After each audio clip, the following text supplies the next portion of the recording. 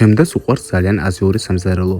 მისი თხოვნით გიმზადებთ უგემრიელის ბრინჯს აზიურად, რომელიც გამოდის საღზად გემრიელი. პირველ რიგში კი იმას გეტყვით, რომ ყველა პროდუქტი მოვიმარაგე როგორც ყოველთვის ორ ნაბიჯში. კერძის მოსამზადებლად კი დაგჭირდება ბულგარული წიწაკა, მწარე წიწაკა, ასევე ხახვი, ნიორი, რომელიც უნდა დაიჭრას გრძელ ზოლებად. ასევე დაგჭირდება კონსერვირებული სიმინდი. პატარა სიმინდები გავყოთ 4 ტოლ ნაწილად. კერძის მოსამზადებლად გამოვიყენებ კონსერვირებულ ქამასოკოს, რომელიც მისცემს პიკანტურ გემოს. ბოსტნეულობა უკვე მზად გვაქვს, გადავიდეთ ქათმის ფილეზე. ქათმის ფილე გავალღვე მაცივარში, რათა სწორი ფერმენტაცია მომხდარიყო.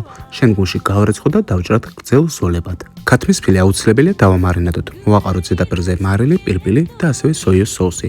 გადაურევოთ ყველაფერი კარგად და გავაჩეროთ მინიმუმ 15 წუთი, რათა გემოები გაჭდეს. ამასობაში მოვამზადოთ ბრინჯი. დაგჭირდება 1 ჭიქა ბრინჯი. ბრინჯი აუცილებელია კარგად გაერეცხოს.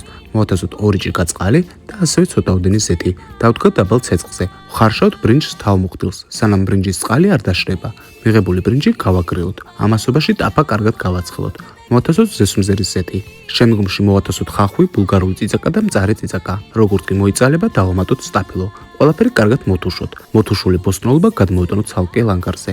იმავე ტაფაში მოვათავსოთ ქამასოკო და ნიორი. მოვხრაკოთ მაღალ ცეცხლზე. საბოლოოდ მოვათავსოთ სიმინდი.